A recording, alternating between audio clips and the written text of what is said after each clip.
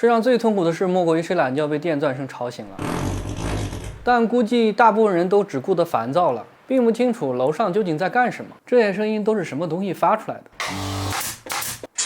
这些变着花样不同的噪音要多久？总共要多少天？巧了，鄙人不才，新房一直在自己装修，各个装修阶段也都经历过，工具洋洋洒洒也基本买齐了，闭着眼睛都知道是什么东西发出来的声音。所以今天用他们直观的告诉你，楼上的噪音究竟是什么东西发出来的，什么时候会结束，让你自己能判断出装修噪音什么时候是个头。其实装修有噪音的阶段大多在前期，水电木瓦油谁脏谁先施工，但谁脏谁的噪音也就大一些。像砸墙、开槽、木工做东西、切砖贴砖、装地板地砖，这5个阶段都会用到噪音分贝数特别大的工具。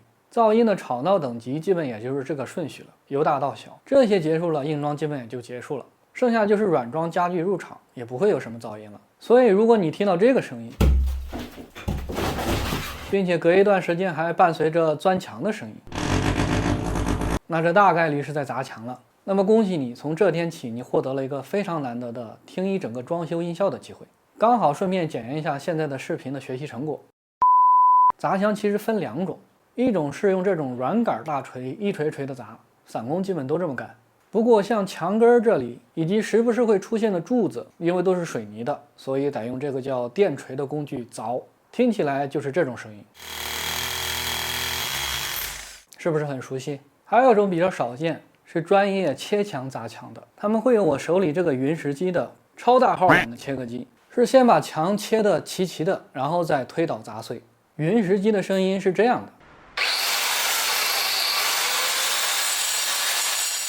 这个工具后面还会听到，切墙的比这个大得多，声音肯定也比这个大。砸墙结束后，如果听到这种声音，那说明是瓦工在拌沙子，要找平或者砌墙。这个阶段还好，没什么大噪音。瓦工走后，水电工一来就热闹了，就到最吵的开槽打孔环节了。要用刚才的这个云石机对水电暖管路进行切线、开线盒，然后再用电锤一点点的把全屋的这些槽和线盒全开出来。水走顶的话会好些。整个过程就是基本一直钻墙。水泥墙很硬、很慢、很吵，非承重墙会简单些。觉得太吵，去找他们也没用，他的工作量在那儿放着，他们也想早点弄完早结束，你让他多干他也不多干，所以最多要求他们别在休息时间干。这个整体用时快的话也得2-3天，房屋面积大改农大的话得4-5天，所以这阶段白天能不在家就别在家了。开完槽后面接水管走电线就没什么声音了。当你看到楼外开始吊窗户，那恭喜你，吵人的水电暖阶段终于结束了。如果是你相邻楼上在装修的话，过几天他还会下来找你一趟，看下你卫生间吊顶漏不漏水，来验证它防水的避水测试。下一阶段木工瓦工不一定谁先，瓦工还好，除了刚才的拌水泥砂浆，也就有个云石机切瓷砖的声音，但也不是所有瓷砖都切嘛，顶多还有个铺地砖时乳胶锤砸地板瓷砖的声音。木工入场以后工具就多了，这些工具基本上他都会用，要不说搬家的木工要饭的油工呢。如果不是全屋定制，选择让木工现场做柜子的话，那就会有切板子的台锯和封边机。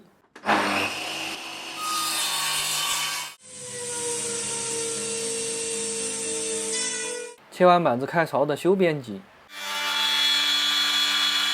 以及钉各种东西都要用到的空压机。不过空压机只有刚启动、气压低时才会有这个声音，压力够了就停了。但要是机器气缸小，气儿用得快，它自然响的频率就会快一些。压缩机主要拿来钉钉子的，常用的钉枪有一大一小2种，钉木头和木头的直钉枪，它用的最多。石膏板、柜子、吊顶、找平，只要是固定东西，基本上都会用它一直钉。钉木头和墙面的钢钉枪，看体积就知道这个的动静非常大。不过好在这个用的不多。如果铺木地板装门的话，还会用到斜切锯。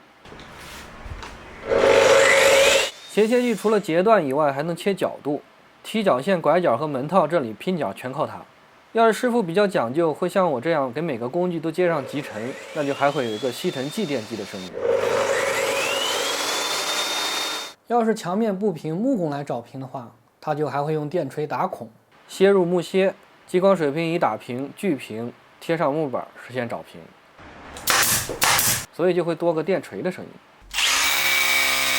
不过好在上面这些都不像开槽那样长时间持续性的噪音，都是用几下就停了，然后做后面其他的事情。木工瓦工结束后是油工，刮大白刷漆环节滚涂的话没什么声音，喷涂的话它就会用喷涂机，它和空压机一样也是气泵的噪音。不过喷涂很快就能喷完，在后面就没什么大噪音了，顶多装吸顶灯、空调、电动晾衣架时会有个电锤打眼的声音，不过打的眼不多，很快就结束了。当你听到拉家具、挪东西的声音时，恭喜你，软装家具进场，装修结束。装修相关的噪音到此也就到头了。我们最后再来盲听温习一遍，大家也可以弹幕上发下答案，猜一下。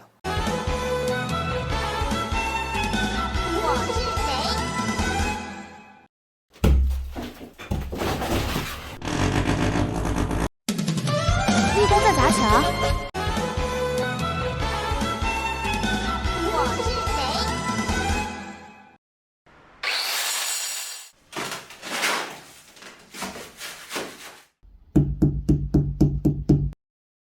瓦工在拌砂浆、铺地砖。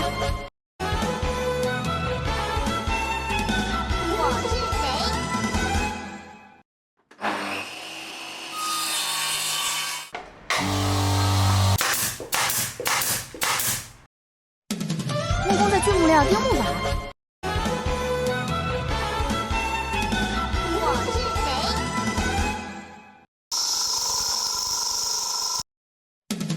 油工在喷涂。